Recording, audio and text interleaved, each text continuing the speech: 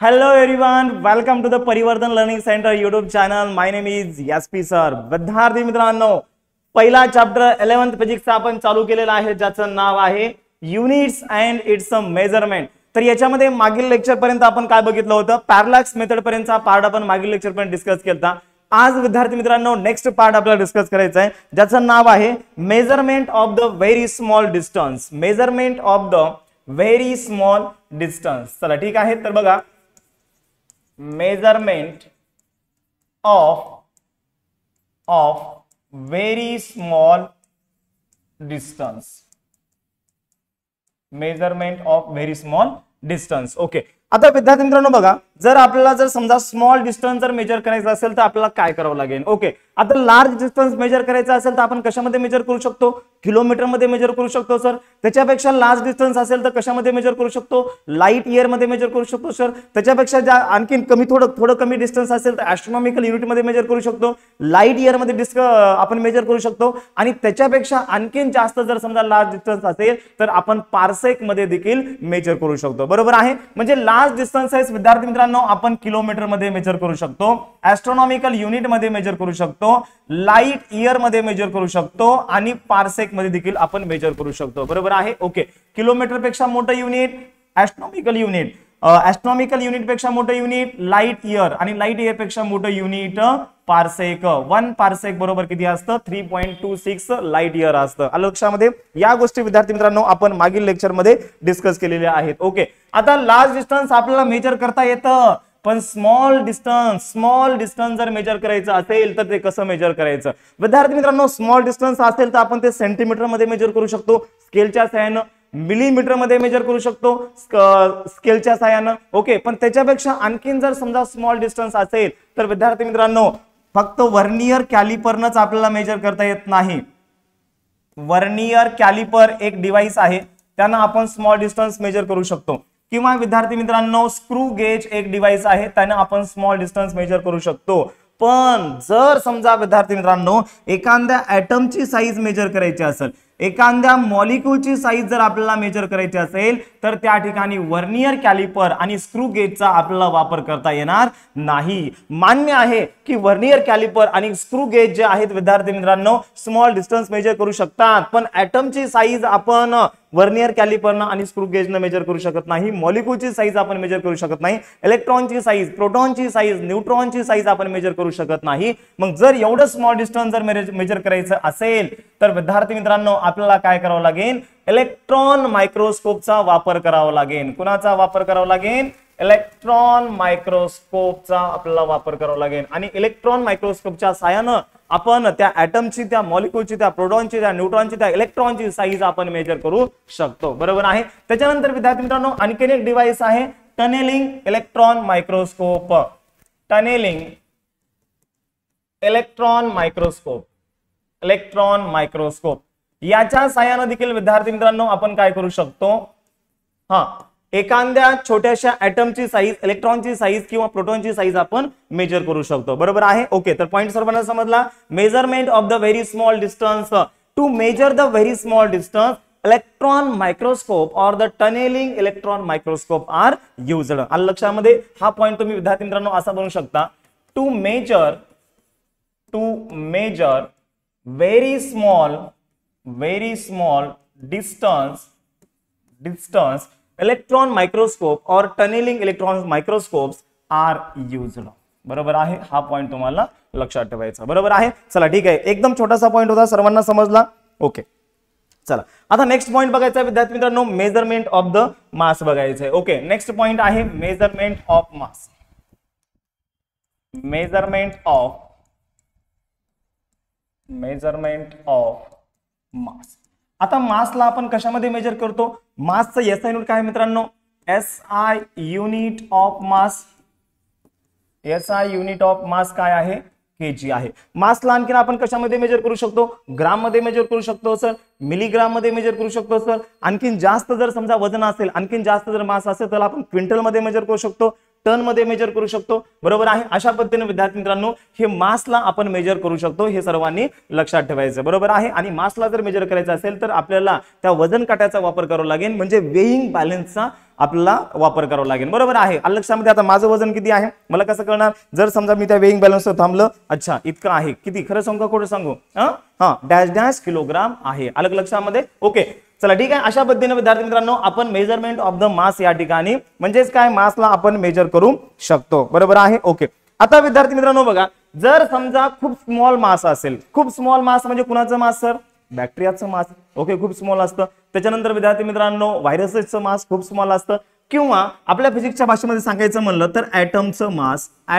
मास और मॉलिक्यूलचं मास जर आपल्याला मेजर करायचं असेल तर किलोग्राम मध्ये मेजर करता येईल का, नाही. ग्राम मध्ये मेजर करता येईल का, नाही. सोनं चांदी असेल तर आपण ग्राम मध्ये मेजर करू शकतो, तोळ्यामध्ये मेजर करू शकतो, पण ॲटमचं मास किंवा जर मॉलिक्यूलचं मास जर मेजर करायचं असेल विद्यार्थी मित्रांनो तर आपल्याला ॲटॉमिक मास युनिट मध्ये मेजर करावं लागेल, ॲटॉमिक मास युनिट मध्ये मेजर करावं लागेल. यालाच आपण काय म्हणतो विद्यार्थी मित्रांनो, AMU. AMU म्हणजे काय, atomic mass unit. To measure the atom, to measure the mass of atom और the molecule, atomic mass unit is used, that is the AMU. Okay तर हे ॲटॉमिक मास युनिट म्हणजे किती किलोग्राम असतं, 1 atomic mass unit बरोबर 1.66 into 10⁻⁻27 kilogram, लक्षात ठेवा, बरोबर आहे. जर विद्यार्थी मित्रांनो आपल्याला खूप स्मॉल मास मेजर करायचं असेल, लई छोटं मास मेजर करायचं असेल, उग एवढूस इतकुस मास जर मेजर करायचं असेल तर ते आपण या ठिकाणी ॲटॉमिक मास युनिट मध्ये मेजर करतो, त्यालाच आपण AMU म्हणतो. आणि AMU बरोबर किती किलोग्राम आहे, 1.66 इंटू 10⁻⁻27 किलोग्राम आहे. अलग लक्षामध्ये बावड्या समजाले का तुला, कॉमेंट्स मध्ये सांगायचंय समजाले का नाही. ओके एवढ्या सोप्या भाषेमध्ये फिजिक्स विद्यार्थी मित्रांनो युट्यूबला कोणी शिकवत नाही, काही बी शिकवाले तर कसं बी शिकवाले तर. ओके पण मी ट्राय करत आहे विद्यार्थी मित्रांनो तुमच्यासाठी दररोजचं लेक्चर अपलोड करू. आपल्या चॅनलला विद्यार्थी मित्रांनो परिवर्तन लर्निंग सेंटर या युट्यूब चॅनलला सकाळी 8 ते 9 तुम्हाला डेली व्हिडिओ भेटेल, एकतर मॅथचा भेटेल नाहीतर फिजिक्सचा भेटेल. ओके पण मॅथ किंवा फिजिक्स या दोन्हीपैकी तुम्हाला सकाळी 8 वाजता व्हिडिओ भेटेल म्हणजे भेटेल. आणि कोणत्या विद्यार्थ्याला वाटले की सर लाईव्ह लेक्चर घ्या, अशा विद्यार्थ्यांनी मला कॉमेंट्स करा. जर जास्त कॉमेंट्स आल्या तर मी लाईव्ह लेक्चर देखील घ्यायला तयार आहे. ओके चला ठीक आहे. ओके आणि सीईटी ऍस्पिरंट जे विद्यार्थी MSc CET ची तयारी करणार आहेत विद्यार्थी मित्रांनो त्यांच्यासाठी आपण काहीतरी स्पेशल आणणार आहेत, काहीतरी नवीन आणणार आहेत. उनके लिए कुछ तो नया हम लाने वाले हैं. Okay just wait and watch. Okay subscribe the channel and hit the bell icon. Okay म्हणजे चॅनलला सबस्क्राईब कर बावड्या, तायडे तू बी चॅनलला सबस्क्राईब कर आणि बाजूची जी घंटी आहे ना तिला एकदम प्रेस कर. ओके टनकन आवाज आला पाहिजे, कारण की पुढचं जे व्हिडिओ आहे पटकन तुमच्यापर्यंत आला पाहिजे. ओके चला ठीक आहे, सर्वांना समजलं. ओके आता विद्यार्थी मित्रांनो बघा नेक्स्ट कन्सेप्ट आहे बघा. आता पॉइंट कसं लिहायचा याचा, मेजरमेंट ऑफ द मास, याचा unit of mass is kilogram. Okay त्याच्यानंतर to measure mass of molecule और एटम और molecule atomic mass unit is used.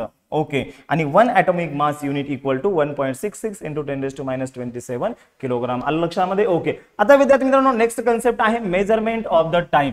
आता आपल्याला टाइमला मेजर करायचंय, मेजरमेंट ऑफ द टाइम, टाइमला मेजर करायचंय. तर एसआय युनिट ऑफ टाइम काय मित्रांनो, SI unit of the time, SI unit of time is second. Okay तर आपण टाइमला कशामध्ये मेजर करतो, सेकंद मध्ये मेजर करतो. SI युनिट काय आहे, सेकंद आहे. पण अदर युनिट काय आहेत, मिनिट आहे, आवर आहे, डे आहे, वीक आहे, मंथ आहे, एअर आहे, डिकेड आहे, सेंचुरी आहे. इतके सारे टाइमचे युनिट्स आहेत, बरोबर आहे. ओके पण SI युनिट जर विचारलं टाइमचं काय आहे, सेकंद आहे. आता विद्यार्थी मित्रांनो बघा 1 सेकंद कुणाला म्हणायचं. ओके तुम्हाला माहित आहे विद्यार्थी मित्रांनो एका दिवसामध्ये किती तास असतात, 24 तास असतात. सर एका दिवसामध्ये किती तास असतात, 24 तास. म्हणजे काय, यालाच आपण 1 सोलार डे म्हणतो. यालाच आपण काय म्हणतो, 1 सोलार डे म्हणतो. एका सोलार डे मध्ये किती तास असतात, 24 आवर्स असतात. ओके या 24 आवर्सचं कन्वर्जन आपण मिनिट आणि सेकंद मध्ये जर केलं तर 24 इंटू 1 तास म्हणजे किती मिनिट, 60 मिनिट, आणि 1 मिनिट म्हणजे किती सेकंद, 60 सेकंद. याचं जर आपण विद्यार्थी मित्रांनो मल्टिप्लिकेशन केलं तर याचा गुणाकार किती येतो, याचा गुणाकार यस किती येतो सांगा बरं कमेंट्स मध्ये, 86,400. Yes 86,400 second. म्हणजे काय विद्यार्थी मित्रांनो 1 solar day equal to 86,400 second. तर 1 सेकंद कुणाला म्हणायचं? 1 सेकंद इक्वल टू 1 सेकंद कुणाला म्हणायचं? 1/86,400 part of solar day. Solar day आलं लक्षामध्ये? ओके विद्यार्थी मित्रांनो, एका दिवसाचे जर समजा आपण 86,400 म्हणजे 86,400 जर पार्ट केले, छोटे छोटे एका दिवसाचे पार्ट केले आणि तो जो टाइम येतो त्याला म्हणायचं 1 सेकंद म्हणायचं. आलं लक्षामध्ये? ओके हा पॉईंट महत्वाचा आहे. SI unit of time is second. एका दिवसामध्ये किती तास असतात? 24 तास असतात. आणि 24 तासाचं कन्व्हर्जन जर आपण सेकंद मध्ये केलं तर 16 × 16 मल्टिप्लाय करावं लागतं. तर 86,400 सेकंद आलेला आहे. ओके आणि 1 सेकंद कोणाला म्हणायचं? मग 1 सेकंद म्हणजे काय आहे?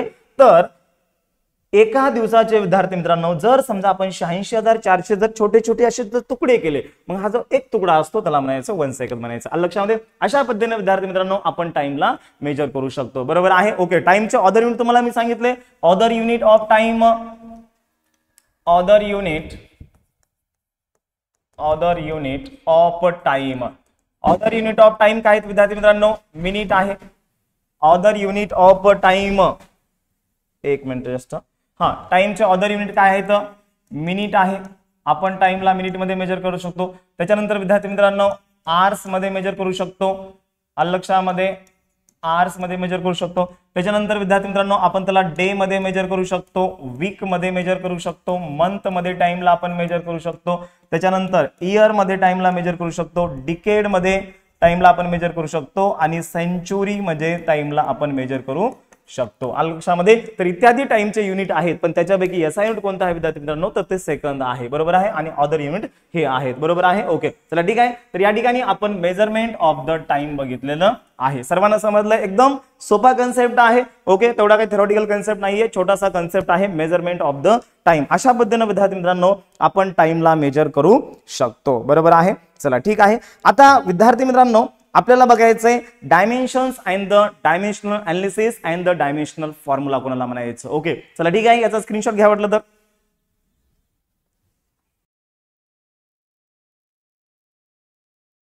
चला आता विद्यार्थी मित्रांनो नेक्स्ट कन्सेप्ट आपण डिस्कस करणार आहोत. डायमेन्शन्स कोणाला म्हणायचं आणि डायमेन्शनल अनालिसिस कोणाला म्हणायचं. बघा डायमेन्शन्स म्हणजे काय असतं ते आपण डिस्कस करूया आणि त्याच्यानंतर डायमेन्शनल अनालिसिस काय असतं ते आपण डिस्कस करूया. डायमेन्शन फॉर्म्युला देखील आपण डिस्कस करणार आहोत. डायमेन्शनल फॉर्म्युला कोणाला म्हणायचं? सगळ्यात पहिल्यांदा विद्यार्थी मित्रांनो बघा डायमेन्शन्स कोणाला म्हणायचं हे आपण डिस्कस करूया. What is mean by the dimensions. एक मिनिट जस्ट. अरे यार ऐसा क्यों हो रहा है? एक मिनिट जस्ट.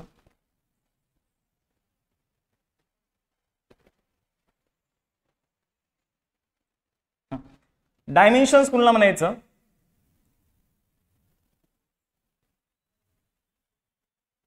चला ठीक आहे. तर बघा the dimensions of a physical quantity are the powers. म्हणजे डायमेन्शन म्हणजे काय विद्यार्थी मित्रांनो? हे फिजिकल क्वांटिटीचे काय आहेत? पॉवर्स आहेत. To which the fundamental unit must be raised. त्याच्यामुळे काय होते जे फंडामेंटल युनिट आहे त्याचा पॉवर तुम्हाला काही ना काही वाढवावं लागतो म्हणजे जे आहे ते ठेवावं लागतो. इन ऑर्डर टू कशामुळे? In order to obtain the unit of the given physical क्वांटिटी. कशामुळे वाढवायचा पॉवर? यस त्या फिजिकल क्वांटिटीचा पॉवर का वाढवायचा? कारण की आपल्याला त्या फिजिकल क्वांटिटीचं युनिट फाइंड आउट करायचंय. ओके आणि यालाच काय म्हणायचं विद्यार्थी मित्रांनो? डायमेन्शन्स म्हणायचं. So what is mean by the dimensions? बघा डेफिनेशन थोड़ी जरा कुचर डेफिनेशन है, थोड़ी जरा किचकट डेफिनेशन है, पण अपन अंडरस्टैंड करूया. जब एसपी सर आपके साथ है तो फिर डरने की क्या बात है. बिल्कुल टेंशन घ्यायचं नाही. बघा लक्ष करू द्या. काय बघा the dimensions of physical quantity are the powers. Dimension म्हणजे काय आहेत? हे फिजिकल क्वांटिटीचे विद्यार्थी मित्रांनो पॉवर्स आहेत. Okay to which the fundamental unit must be reached. त्याच्यामुळे फंडामेंटल युनिट काय करायचं? वाढवायचं. In order to obtain the unit of the given physical quantity is called, आपण त्याला डायमेन्शन्स म्हणतो. आलं लक्षामध्ये? डायमेन्शन नाही लक्षात आलं? पुन्हा एकदा बघा. ओके हा थोडी जरा अवघड डेफिनेशन आहे मान्य करतो. ओके हो का डेफिनेशन पार्ट जरी नाही केली तरी बी काही हरकत नाही विद्यार्थी मित्रांनो. ओके नंतर आपण बघणार आहे डायमेन्शन कसे फाइंड आउट करायचे आणि फिजिकल क्वांटिटीचे तुम्हाला डायमेन्शन्स फाइंड आउट करता आले पाहिजे ते महत्त्वाचं आहे. डेफिनेशन आयएमपी नाही, डेफिनेशन कोणत्याच एक्झाम मध्ये विचारली जात नाही, 11वीच्या देखील नाही आणि 12वीला तुम्हाला विद्यार्थी मित्रांनो फक्त डायमेन्शन्स महत्त्वाचे आहेत. कारण की 12वीला भरपूर सारे चॅप्टर मध्ये डायमेन्शन्स विचारले जातात आहेत कन्सेप्ट मध्ये आणि बोर्ड एक्झाम मध्ये देखील भरपूर सारे क्वेश्चन मध्ये डायमेन्शन्स हे विचारले गेलेले आहेत. सरळ सरळ straight forward formula write the dimensions dimensions of the moment of inertia, write the dimensions of the surface tension, write the dimension of the force, असे क्वेश्चन तुम्हाला विचारले जातात. ओके, तर बघा डायमेन्शन म्हणजे काय, the dimensions of the physical quantity are the powers, हे एक पॉवर आहे to which the fundamental unit must be raised, कशासाठी, in order to obtain the unit of the given physical quantity is called, आपण त्याला dimensions म्हणूया. Okay, आता विद्यार्थी मित्रांनो आपल्याला बघायचं आहे आता डायमेन्शनल फॉर्म्युला काय कुणाला म्हणायचं, डायमेन्शनल फॉर्म्युला. ओके, डायमेन्शनल फॉर्म्युलाची डेफिनेशन बघूया, त्याच्यानंतर डायमेन्शन्स काय असतं काही नाही, आणखीन एकदा आपण खाली बघणार आहोतच. ओके, तर डायमेन्शनल फॉर्म्युला कुणाला म्हणायचं बघा, when we represent any derived quantity, जर समजा विद्यार्थी मित्रांनो एखाद्या डिराइव्ड क्वांटिटीला आपण रिप्रेझेंट केलं with appropriate power of a symbol. Okay, कशाने रिप्रेझेंट केलं, with appropriate power of symbol of the fundamental quantity. Physical क्वांटिटीला जर समजा आपण रिप्रेझेंट केलं कशानं, त्याच्या फंडामेंटल क्वांटिटीच्या सिम्बॉलनं, आणि अप्रोप्रिएट म्हणजे काय, बरोबर सिम्बॉलनं इंडिकेट करा. म्हणजे मास असेल तर त्याला मास असेल तर काय घ्यायचं, लेंथ असेल तर त्याला एम घ्या, मास असेल तर लेंथ असेल तर त्याला एल घ्या, मास असेल तर एम घ्या, टाइम असेल तर टी घ्या. ओके, टेम्परेचर असेल तर के घ्या. आलं लक्षामध्ये. ओके, अशा पद्धतीनं जर समजा इंडिकेट केलं, जर विद्यार्थी मित्रांनो करंट असेल तर त्याला तुम्हाला काय घ्यावं लागेल, आय घेता येतं किंवा त्यालाच तुम्हाला ए देखील घेता येतं. बरोबर आहे. जर समजा अशानं जर समजा तुम्ही इंडिकेट केले, त्या सिम्बॉलनं जर इंडिकेट केले तर त्या ठिकाणी सच अँड एक्सप्रेशन, तो जो फॉर्म्युला बनतो त्याला काय म्हणायचं, डायमेन्शनल फॉर्म्युला म्हणायचं. बरोबर आहे. बघा, when we represent any derived quantity, जर समजा आपण एखाद्या कोणत्याही derived quantityला रिप्रेझेंट केलं with appropriate power of symbol of the fundamental quantities, आलं लक्षामध्ये. ओके, फंडामेंटल क्वांटिटीच्या सिम्बॉलनं रिप्रेझेंट केलं, पण करेक्ट सिम्बॉलनं जर रिप्रेझेंट केलं, सच अन एक्सप्रेशन इज कॉल्ड एज, आपण त्याला काय म्हणतो, त्याला आपण काय म्हणतो, डायमेन्शनल फॉर्म्युला असं म्हणतो. आलं लक्षामध्ये. Okay, the dimensional formula is expressed in the square bracket. Dimensional फॉर्म्युलाला विद्यार्थी मित्रांनो ऑलवेज स्क्वेअर ब्रॅकेटनंच एक्सप्लेन करायचं. डायमेन्शनल फॉर्म्युलाला ऑलवेज स्क्वेअर ब्रॅकेटनंच काय करायचं, रिप्रेझेंट करायचं. There is no comma in return in between the symbol. Okay, कोणत्या बी सिम्बॉल मध्ये विद्यार्थी मित्रांनो कॉमा वगैरे द्यायचा नाही. आलं का लक्षामध्ये. ओके, अशा टाइप मध्ये विद्यार्थी मित्रांनो आपण बघितलेलं आहे डायमेन्शन्स आणि डायमेन्शनल फॉर्म्युला. आता आपण काय करणार आहोत, वन बाय वन एखाद्या फिजिकल क्वांटिटीचं डायमेन्शन कसं फाइंड आउट करायचं ते आता आपण डिस्कस करूया. बरोबर आहे. आता विद्यार्थी मित्रांनो बघा, डायमेन्शन लिहित असताना या ठिकाणी एक फॉर्मॅट तुम्ही वापरा. हो का, तुम्हाला माहित आहे डायमेन्शन्सला आपण ऑलवेज स्क्वेअर ब्रॅकेट मध्ये लिहितो, म्हणजे काय, दोन स्क्वेअर ब्रॅकेटच्या मध्येच तुम्ही डायमेन्शन लिहू शकता. इथं आपण आत्ताच विद्यार्थी मित्रांनो हा नियम बघितलेला आहे. काय नियम बघितला बघा, the dimensional formula is expressed in the square bracket. म्हणजे डायमेन्शनल फॉर्म्युलाला आपण काय करतो, स्क्वेअर ब्रॅकेट मध्येच रिप्रेझेंट करतो. आणि डायमेन्शनल फॉर्म्युला लिहित असताना कॉमा वगैरे लिहू नका असं त्यांनी म्हणलेलं आहे. हे दोन नियम तुम्हाला फॉलो करायचे. तर पहिला नियम काय, डायमेन्शनल फॉर्म्युला हा ऑलवेज स्क्वेअर ब्रॅकेट मध्ये लिहायचा आणि त्या ठिकाणी डायमेन्शनल फॉर्म्युला लिहित असताना कॉमा वगैरे वापरायचं नाही. ओके, तर डायमेन्शनल फॉर्म्युला लिहित असताना विद्यार्थी मित्रांनो लेंथ लिहायचं. बघा लक्ष करू द्या, लेंथ लिहायचं. लेंथ असेल तर एल लिहा, मास असेल तर एम लिहा आणि टाइम असेल तर टी लिहा. ओके, LMT हा फॉर्मॅट तुम्ही यूज करू शकता. तुम्ही विद्यार्थी मित्रांनो MLT हा देखील फॉर्मॅट यूज करू शकता, पण हा फॉर्मॅट यूज करण्याच्या ऐवजी आपण या ठिकाणी LMT फॉर्मॅट यूज करूता. LMT MLT देखील यूज करू शकता, काही हरकत नाही. मासला अगोदर घ्या, लेंथला नंतर घ्या, टाइमला घ्या चालेल, किंवा मासच्या ऐवजी लेंथला जर अगोदर घेतलं अतिउत्तम चालेल. कोणत्याही फॉर्मॅटनं तुम्ही एक्सप्रेस करू शकता. पुस्तकामध्ये LMT चा फॉर्मॅट घेतल्यामुळे आपण या ठिकाणी LMT चा फॉर्मॅट यूज केलेला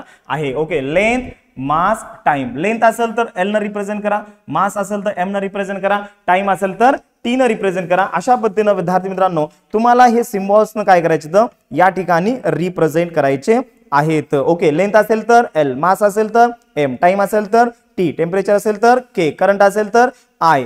ओके, आणि त्याच्यानंतर लुमिनस इंटेन्सिटी असेल तर C न इंडिकेट करतो आणि अमाउंट ऑफ मास असेल तर त्याला आपण MOL न इंडिकेट करतो. बरोबर आहे. हे सिम्बॉल तुम्हाला लक्षात ठेवायचे आहेत. बरोबर आहे. सगळे सिम्बॉल लक्षात ठेवायची गरज नाही, फक्त 2-3 सिम्बॉल लक्षात ठेवा. लेंथ असेल तर लेंथ असेल तर L न इंडिकेट करा, मास असेल तर M न इंडिकेट करा, टाइम असेल तर T न इंडिकेट करा. ओके, त्याच्यानंतर विद्यार्थी मित्रांनो बस एवढे सिम्बॉल 3च लक्षात ठेवा, बाकी एखादा एक्स्ट्रा येत असेल तर नंतर मी सांगतो. ओके, चला ठीक आहे. आता हे जे डायमेन्शन्स आहेत विद्यार्थी मित्रांनो हे आपण नेक्स्ट लेक्चर मध्ये डिस्कस करूया. बरोबर आहे, कारण की आपल्याला व्हिडिओ मोठे करायचे नाहीत, एक छोट्या व्हिडिओ मध्ये कन्सेप्ट तुम्हाला छान पद्धतीने एक्सप्लेन करायचे आहेत. बरोबर आहे. चला ठीक आहे. चॅनल मध्ये नवीन असाल तर चॅनलला सबस्क्राईब करा, व्हिडिओला लाईक करा. जय हिंद, जय परिवर्तन.